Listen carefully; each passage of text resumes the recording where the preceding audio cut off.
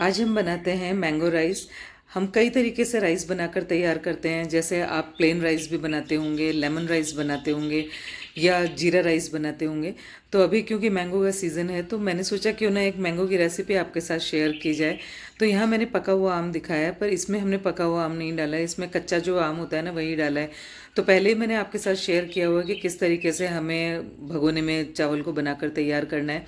Basically ये है कि यहाँ पर मैंने 1.5 कटोरी ले लिया था चावल, और उसे अच्छे से वॉश करने के बाद उसमें 3 कटोरी पानी डालकर और स्लो फ्लेम पर हमने कुक कर कर तैयार कर लिया है।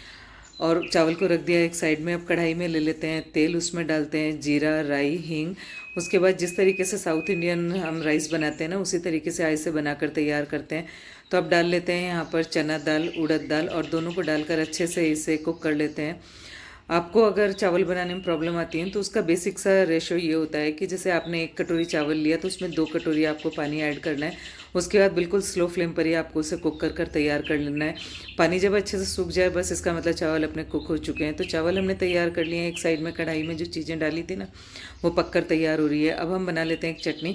तो उसके लिए लेते हैं यहाँ पर लहसुन, उसमें डालते हैं जो कश्मीरी लाल मिर्च होती है वो, और थोड़ा सा डालते हैं इसमें नमक, ताकि जो लहसुन है वो अच्छे से पिस कर तैयार हो जाए। नमक डालने से क्या है कि जो हमने लहसुन और मिर्च पीस रहे हैं ना वो बहुत अच्छे से पीस कर तैयार हो जाती है। अब इस चटनी को डाल लेते हैं जो हमने यहाँ पर तैयार किया हुआ था ना मूंगफली और दाल डालकर, उसमें ही उस चटनी को डाल लेते हैं। फिर जो कच्चा वाला आम होता है ना, कच्ची कैरी जो होती है, उस कच्ची कैरी को अच्छे से वॉश कर लें। उसके बाद उसे कद्दूकस कर लें।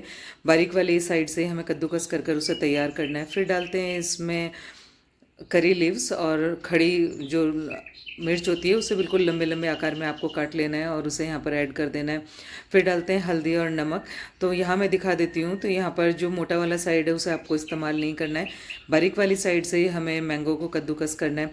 आप सोच रहे होंगे ना कि आम डालने से तो ये जो हम चावल बना रहे हैं बहुत खट्टे बनकर तैयार होंगे, पर ऐसा नहीं है। इसमें जो हमने सारी चीज़ें डाली हुई है ना उससे इसका फ्लेवर बिल्कुल बैलेंस हो जाने वाला है। तो जो हमने पहले से राइस को कुक कर कर रखे हुए थे उसे डाल देते हैं। ये जो हमने सारी चीज़ें तैयार करी हुई है ना उसमें इसे ऐड कर लेते हैं।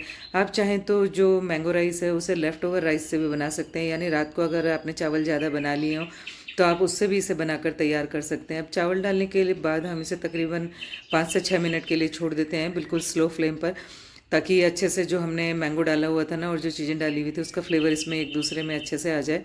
तो 5 मिनट ढकने के बाद अब हम इसे अच्छे से मिक्स कर कर तैयार कर लेते हैं। जो है करी लीव्स डाली हैं, जो दाल डाली हुई है और जो मैंगो डाला है ना, इससे इतना परफेक्ट और इतना अच्छा राइस बनकर तैयार होते हैं। अगर आपने अभी तक इस तरीके से मैंगो राइस नहीं बनाकर देखे हैं ना तो एक बार आप इस सीज़न में मैंगो राइस ज़रूर बनाकर देखें। ये बहुत ही टेस्टी बनकर तैयार होते हैं। और सिंपल राइस अगर आपको ना खाने हो तो आप इस तरीके से मैंगो राइस भी बनाकर तैयार कर सकते हैं, बहुत टेस्टी बनकर तैयार होते हैं। तो इस सीज़न आप मैंगो राइस बनाएं एंड एंजॉय।